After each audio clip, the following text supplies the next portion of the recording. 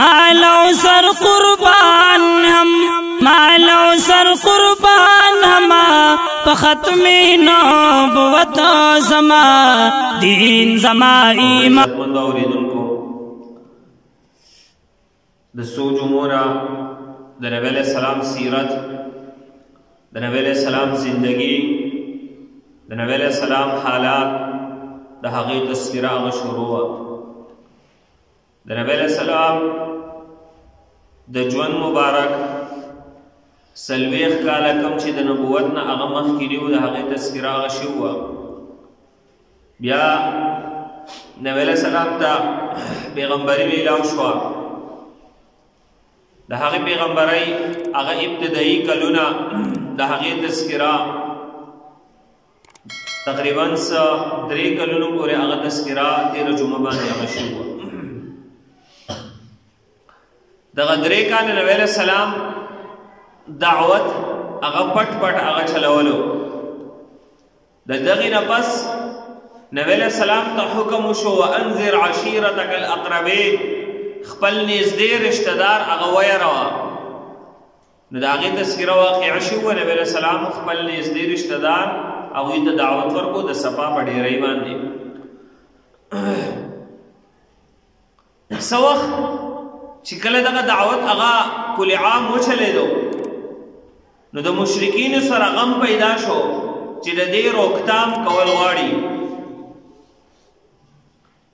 نو د دغې روکتام دپاره هغه دي شپږ قسمه طریقې هغه اختیار کړې چې دغه طریقې هغه مونږ خپلې کړو کیدای شي د دې طریقو د وجې نه د نبی علیہ السلام دعوت هغه ختم شي په ځای باندې ودرېږي مخکې هغه ونه چلېږي څوک هغه مسلمان نشي شپږ قسمه طریقې چې دی نه هغوی اختیار کړلې د ټولو نه اولنۍ طریقه خو هغه دې دغه اختیار کړه چې د نبی علیہ السلام تره ابو طالب صاحب د هغه خواله چې دی نه هغه لاړل او د هغه سره خبره اتره وکړه چې د خپل وراره هغه منع کا زمونږ د بوتانو هغه بد بیانوي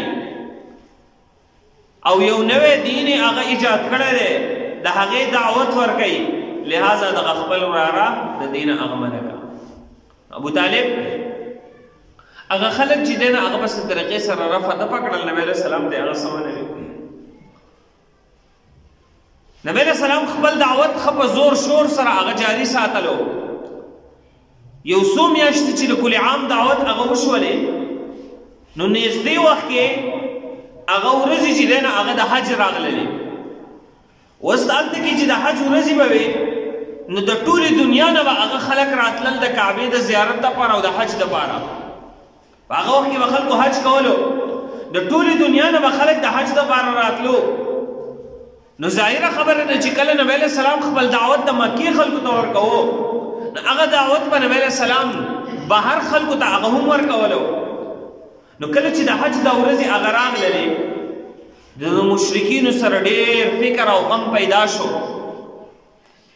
چې یو طرف ته خو زمونږ نه خپل خلک هغه هم ځي بل طرف ته اوس د بهر دنیا نه هغه خلک راځي هغوی ته به نبی علیہ السلام دعوت ورکوي لہذا د دې د روکتام دپاره هغه یو طریقه چې دی نه هغه پکار ده دیو چې کوم دا شپږ طریقې اختیار کړې وې یو خو ابو طالب پسې لاړل د هغې نه پس اوس دې مشوره کوي چې څه وکړو دې مشوره کوي دې راجمع شول د مغیره ابن شعبه دې چې دی نه هغه راجمع شول د ولید ابن مغیره چې دا په دغه وخت کې به دې کې انتهایی سنجیده شخص چې دی نه هغه حسابېدلو ولید ابن مغیره دې د هغه خواته راجمع شول چې مشوره وکړو څه کول چې دی نه هغه غواړي دا تقریبا 50 سرداران راجمع شوي وو ولید ابن مغیره ته ووایي دې باره کې موږ ته څه مشوره راکړه چې موږ د نبی علیہ السلام دعوت په کومه طریقه باندې هغه بند کړو ختم یې کړو ولید ابن مغیره ورته وایي اول خو تاسو داسې چل وکئ چې تاسو بهر خلک کم راځي هغوی ته تاسو یو خبره کوئ چې دا پلان کې د دعوت د هغې نه انکار وکړئ هغه مه منئ غوږ ورته مه ږدئ خلکو ته به تاسو څه بیانوئ څه به ورته وایئ چې د دعوت ته ولې غوږ مه ږدئ یو خبره خو به کوئ که نو یو عیب به د هغه بیانوئ لہذا یو عیب چې تاسو بیانوئ نو هغه داسې بیانوئ چې هغه تاسو په آپس کې اتفاق چې ټول یو شان بیانوئ داسې نه چې یو شان خبره کوي بل شان خبره کوي بل شان خبره کوي نو خلک وایي چې دې په خپلو کې اتفاق نشته دی مونږ ولې دې خبره وکړو لہذا خبره چې کوئ نو هغه به یوه کوئ تاسو اول خپلې مشورې ما ته ووایئ د هغې نه پس به زه خپله مشوره هغه درکوم نو د مشرکینو بعضې کسان ووایي چې د بهر دا خلک چې کوم حج له راځي هغوی ته به مونږ ووایو چې دا کس چې کوم تاسو له دعوت درکوئ دا لیونی دی لہذا د ده دعوت هغه مه قبلوئ ولید ابن مغیره ورته وایي ما خو لیونیان لیدلي دي د هغوی کارونه مې لیدلی دي او دا خلک به ونه پېژني چې لیونی داسې د لیوني انداز طریقه د خبرو اترو هغه خو داسې نه وي لہذا دا خبره یو کارګر ده بعضې کسان وایي مونږ به وایو چې دا کاهن دی لہذا د ده خبره دې ونه منلی شي ولید بن مغیره ورته وایي ما خو ډېر کاهنان لیدلي دي هغه خو داسې نه وي هغه د ځان سره هغه ګونګساری کوي هغه خو د شیطان د طرف نه هغه خبرې کوي لہذا هغه صفات په ده کې نشته دی بعضې خلکو یې مونږ به ورته وایو چې دا جادوګر دی لہذا د ده خبره مه منئ ولید بن مغیره ورته وایي و جادوګر هغه چې کوم جاړ پوک کوي هغه چې کوم غوټې ورکوي هغه حالات هم به ده کې نشته دی خو به هر حال زموږ سره بله سلار نشته دی نو دا خلک ده ته وایي چې تا خو هر خبره رد که ته اوس څه ووایه که نه نو دی ورته وایي دا ټولې خبرې رد دي خو زموږ سره بله لار نشته دی لہذا موږ به صرف یوه طریقه هغه اختیاروو د هغې نه بغیر زموږ سره بله لار نشته دی او موږ به خلکو ته وایو چې دا ساحر دی جادوګر دی او وجه به دا پیش کوو چې دا یو داسې کلام پیش کړی دی چې هغه کلام هغه سحر دی جادو دی په خلکو باندې سحر وکړي هغه کلام په خلکو سحر وکړي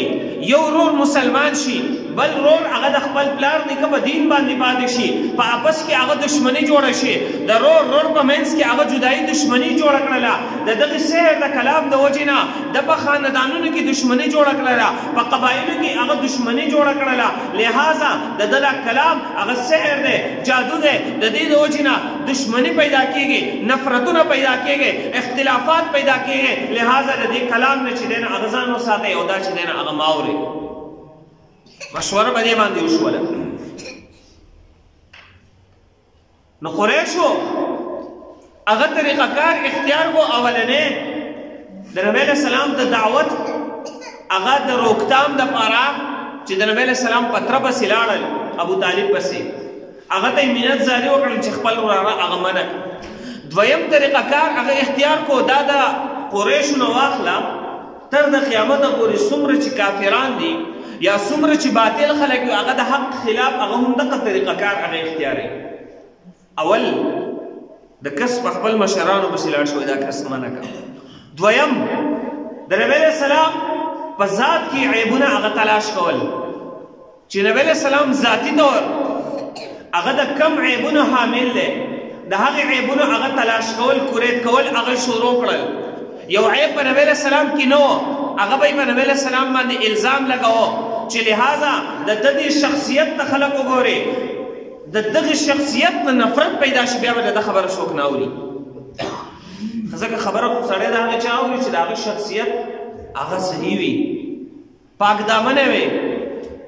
صحیح شخصیت حامل وي لہذا چې د شخصیت مجروح کړه د خبره بیا څوک نه اوري دریم د ده په تعلیماتو کې عیب راوباسئ نبی علیہ السلام چې کوم تعلیم پیش کوي مخې ته دعوت پیش کوي په هغې کې عیوب تلاش کوي نو خلک به راتلل نبی علیہ السلام به دعوت ورکو کفار به خلکو ته وي دا لیونی دی د ده خبره چې دی نه هغه مه منئ د نبی علیہ السلام په ذات کې هغه عیب تلاش کو وقالو او دی کافران وی انک لمجنون تو خلی ولی یا وی انه لمجنون دغا کس چې کوم دعوت شلی دغه لیونی دی شاعر دغه کس شاعر دی کاهن دغه کس کاهن دی هذا ساحر کذاب دا ساحر دی کذاب دروغجن دی د خبرې چې دی نه هغه مه منئ د نبی علیه السلام په ذات کې هغه عیبونه تلاش ګورو دا هغه خلک دي چې د نبی علیه السلام چې کله دعوت کار لا نو شروع کړی نبی علیه السلام ته به صادق او امین وي کله چې نبی علیه السلام د دعوت سلسله شروع کړه بیا وایي هذا ساحر کذاب دا ساحر جادوګر دی کذاب دروغجن دی بیا ورته دروغجن نو د نبی علیه السلام په ذات باندې هغه عیبونه لګول شروع کړل او د نبی علیه السلام د تره ابو لهب عادت دا و چې نبی علیه السلام به د دغه حج په دې ورځو کې مختلف قبایلو ته تللو بازارونه به لګېدل د عکاظ د مجنا هغه بازارونه به لګېدل نبی علیه السلام به هغه بازارونو ته لاړو هلته به یې چې دی نه هغه دعوت ورکولو خلکو ته مختلف قسمه خلکو نبی علیه السلام دعوت ورکول دغه ابو لهب په شاته به نبی علیه السلام پسې ورخوشي خلکو ته به د خبره ما اوري دا لیونی دی دا ساحر دی دا جادوګر دی د خبره هغه ما اوري شاته به پسې روان نو د نبی علیه السلام په ذات کې هغه عیبونه تلاش کول دریم د نبی علیه السلام په تعلیماتو کې د نبی علیه السلام تعلیماتو ته به هغه د قسمه قسم نسبتونه کول د نبی علیه السلام تعلیماتو ته به دی ویل هذا ان هذا الا افك دا چې دنه هغه د څه پیش کړي صرف او صرف دروغ دي د ځان جوړ کړی شوی دي او بل عیب به پیش کوو انما يعلمه بشر دی وایي چې دا ماته الله د طرف نه وحی کېږي انما يعلمه بشر دی چې کوم تعلیم پیش کړي دا د الله د طرف نه نه د یو انسان چې دنه هغه ښایي او بیا وی دا شاعر دی شعر او شاعري چې دنه هغه د ماسوتنې ولې کې هغه عزت کې یاد کې سحرې چې دنه هغه خلکو ته پیش او بیا وی ان هذا الا اساطير الاولين ددا خبره هغه نه دي مگر د پخوانو خلکو هغه قصې دي نبی علیہ السلام په تعلیماتو کې قرآن مجید کې هغه جدا یو ټاپک هغه د پخواني قومونو هغه واقعات د دې لپاره چې خلک د هغې نه عبرت واخلي او آینده د هغې کارونو نه ځان وساتي نو خلکو به څه وایي ان هذا الا اساطیر الاولین بعضې مشرکان به وایي دا خو قصې دا قصې چې دی نه هغه بیانوي لہذا د نبی علیه السلام په تعلیماتو کې به هغه عیب راویستلو دریم هغه طریقهکار هغوی دا اختیار کړو څلورم طریقهکار یې هغه پنځم طریقهکار هغه دا اختیار کو څلورم چې د نبی علیه السلام د تعلیماتو په مقابله کې یو کس نظر بن حارث هغه عجم فارس طرف ته هغه لاړو سفر یې وکړو فارس کې چې دی نو هلته کې د قصو کتابونه هغه واغستل هغه د قصو کتابونه یې هغه راوړل د ماسوتن نه پس به هغه دی کېناستو خلکو ته به دعوت ورکوو چې راشئ نبی علیه السلام تاسو ته قصې بیانوي زه هم تاسو ته د عجمو قصې چې دی نو هغه بیانومه زما او د ده په کلام کې څه فرق شو زه هم قصې نو د نبی علیه السلام د دعوت د بندولو د روکتاب لپاره چې خلک د نبی علیه السلام دعوت طرف ته نه ځي د نبی علیه السلام کلام ته غوږ نه ږدي راشي دې قصو ته چې دی نه هغه غوږ کېږي نو بل څلورمه طریقه هغو دغه اختیار کړه چې قصو طرف ته خلک رابلل چې د نبی علیه السلام د دعوت نه هغه منع شي پنځمه طریقه یې هغه دا اختیار کړه ودو لو تدهنو فیدهنون دې خوښوي دا کافران چې ته نرمي وکړې فیدهنون نو دې به هم نرمي وکړي د قریش یو وفد راغی د نبی علیه السلام خواته نبی علیه السلام ته دا خبره وکړله چې داسې طریقه به وکړو چې څه وخت به هغه ته زمونږ د معبودینو هغه عبادت کې د بوتانو څه وخت به مونږ ستا د رب چې دی نه هغه عبادت کوو مطلب یو هفته به زمونږ د بوتانو عبادت کوي یو هفته به ستا د رب عبادت کوو په دې باندې به هغه تطبیق راشي زمونږ په منځ کې به هغه اتفاق راشي ګوره دا دی اوس په نرمۍ سره هغه شروع وکړله چې په څه طریقه باندې نبی علیه السلام منع کړو نو اوس دا طریقه هغه ایجاد چې څه وخت به ته زمونږ د بتانو عبادت کې څه وخت به مونږ ستا د رب عبادت کوو په دې باندې به دا خبره رپده بشي نو دا صورت نازل شو قل یا ایها الکافرون قل ورته ووایه پیغمبره یا ایها الکافرون ای کافرانو لا اعبد ما تعبدون زه د هغې څه عبادت نه کوم چې تاسو عبادت کوئ ولا انتم عابدون ما اعبدو نه تاسو د هغې څه عبادت کوونکي د څه چې زه عبادت کوم تاسو زما د معبود عبادت مه کوئ زه ستاسو د هغې نه کوم ما ته دا شرط هغه منظور نه دی دغه شرط نبی علیه السلام د هغوی رد کړو د الله نه علاوه عبادت هغه یوه ورځ شي بلکې یو سیکنډ چې دی نه هغه قابل قبول نه دی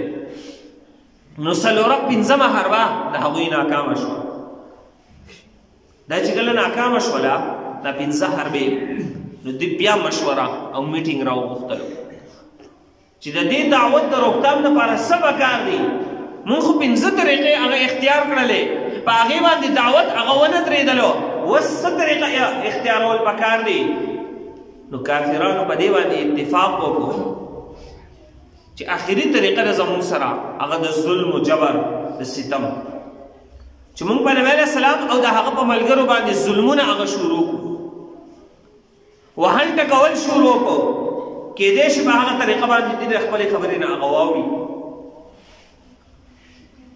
نو دا د نبوت د څلورم کال یا د دریم کال د اخرنۍ خبره ده یا د څلورم کال د اولنۍ دور وخت خبره په هغه وخت کې ظلمونه چې دی هغه شروع شو او کل عام ظلمونه په صحابو باندې ظلمونه په نبی علیه السلام باندې هغه ظلمونه او د نبی علیه السلام باندې د خپل تره ابولهب ظلمونه هغه به تېره جمعه باندې د هغې تذکره شوه د دغه وخت نه هغه ظلمونه ظلم و ستم هغه شروع شو نبی علیه السلام ابن مسعود رضی الله تعالی عنه فرمایي نبی علیه السلام یو ورځ حرم شریف کې هغه مونځ کوي نبی علیه السلام مونځ کوي په دې کې ابو جهل او د هغه سره شپږ اووه کسان هغه دي ابو جهل چې دی نه هغه د خپلو ملګرو ته ووایي په پلانکي محله کې نن اوښ هغه ذبح شوی دی د هغې لری هلته پروت دی لهذا به تاسو کې څوک شته دی چې هغه لری هغه راوړی په نبی علیه السلام باندې هغه غورځوي نعوذ بالله په دې کې عقبه بن ابو معید لوی کافر هغه پاسې د هغې زه به یې راوړم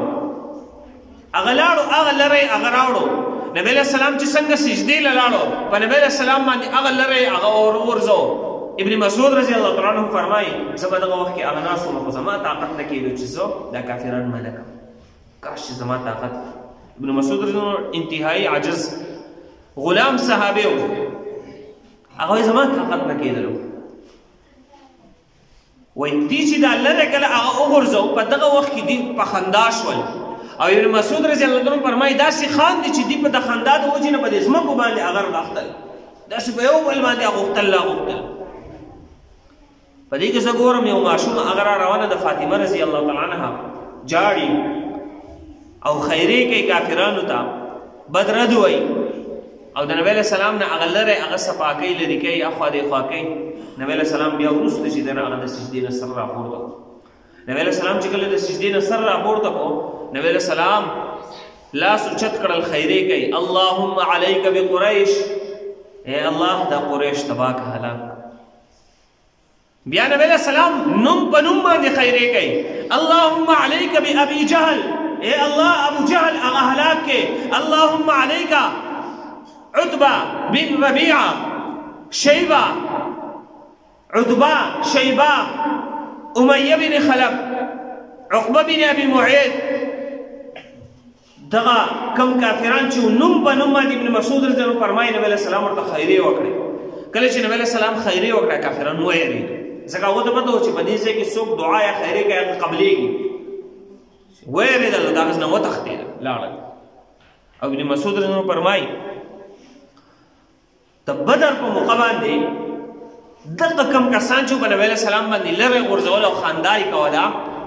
د بدر په موقع باندې دغه شپږ اووه کسانو دا ما ولیدل چې د بدر کوهي ته مردار غورځولی شوي هم هغه کسانو د بدر په کوهي کې مردار پراته وو د نبی علیه السلام خیرې دي ته په بدر کې چې دی نه هغه ورسېدلې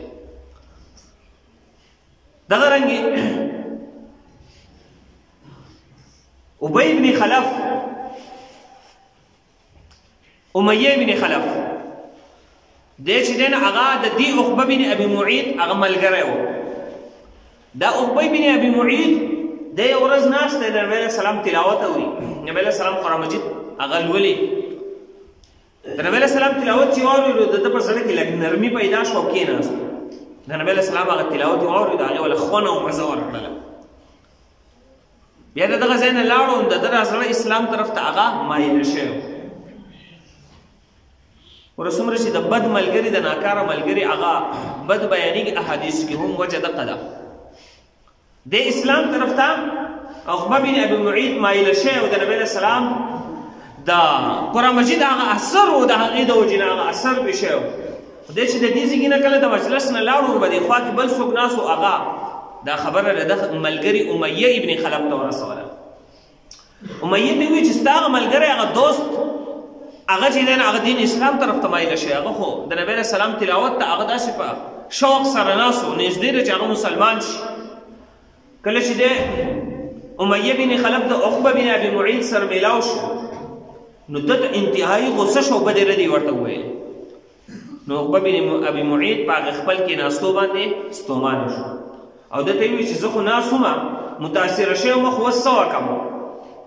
نو امیه بن خلف ورته وویل چې ما ته به تسلي هلو میلاویږي چې د کوم نبی علیه السلام مخ ته تا کتل او دغه تلاوت یې اورېده متاثره شوی ته لاړ شي په هغه مخ باندې هغه لاړې توکې نو ما ته به چې دی نه هغه تسلي میلاو شي چې واقعي ستا زړه د هغې نه واوښت. دی د هغه ځای نه راروان شو او د نبی علیه السلام په مخ مبارک باندې لاړې تو کړلې او بیا د هغه ځای نه لاړو. د هغه بدبخته دی چې دی بیا په بدر کې هغه مردار شوی دی. نو ګوره نبی علیه السلام د دغې دعوت دپاره په خپل مخ مبارک باندې هغه لاړې برداشت کړې، په خپل ملا مبارک باندې د اوښ لرې او ګندګي هغه برداشت. خو نبی علیه السلام د خپل دعوت نه هغه وروسته شوی نه دی. او دغه امیه بن خلف و چې د خپل ملګری په کوپر باندې هغه راپار کو ده به د نبی علیه السلام ته ډېرې بدې ردې ویلې. نبی علیه السلام چې به کله په لاره تېرېدو مخې ته به راغی ده به نبی علیه السلام ته بدې ردې مخامخ ویلې. بیا چې به کله نبی علیه السلام نه و په یو مجلس کې به دی ناست و ده به هم نبی علیه السلام ته بیا هم بدې ردې ویلې. د ده په باره کې الله پاک دا آیتونه نازل کړل. 10 سپارې سورت ویل لکل همزة لمزة الذي جمع مالا وعددا يحسب ان ماله اخلد. پوره سورت هغه د ده په باره کې نازل شو. ویل هلاکت دی لکل همزة لمزة د هر همزه او لمزه دپاره. همزه دا هغه کس ته ویلی شي چې هغه کل عام په چا باندې لعن طعن کوي. هلاکت دی وي د هغې کس دپاره چې هغه کل عام په نبي علیه السلام باندې لعن طعن کوي. لمزه هلاکت دی وي د هغه کس دپاره چې هغه پشي شه نبي علیه السلام په یو مجلس کې نه دی موجود په نبي علیه السلام باندې لعن طعن کوي په هغه کس باندې هغه هم لعنت هغه وکړلی شو. غیبت بیانونکی په هغه باندې لعنت شوی دی. نو دا صورت د ده په باره کې خو مفهوم عام دی. که څوک کل عام هغه چاته بدې ردې وایي کنزل کوي یا پشي شه د هغه غیبت کوي د هغه په باره کې هم دی مفهوم عام دی. قرآن مجید ته قیامته پورې دی. ویل لکل همزة لمزة هلاکت دی وي د هغه چا دپاره چې هغه کل عام په چا باندې هغه لعن طعن کوي. لمزه هغه پشي شه غیبت کوي د یو کس د هغه لپاره دی هغه هلاکت. دغه آیتونه د ده په باره کې هغه نازل شول. د دې نه علاوه نور قسمه قسم هغه ظلم و ستم هغه شروع په نبی علیه السلام باندې ډېر ظلمونه دغه کافرانو هغه وکړل خو نبی علیه السلام د خپل دعوت نه هغه ونه غوښتل. دا تقریبا د 4 نبوي د هغې د ابتدایي دور هغه واقعه وه. 4 نبوي د دې نه پس چې دی نه هغه اخره کې نبی علیه السلام بیا صحابو ته هغه اجازت وکړو تاسو حبشې طرف ته هغه هجرت هغه کولی شي. صحابو بیا حبشې ته هجرت کړی دی. تذکره به انشاءالله آینده جمعه باندې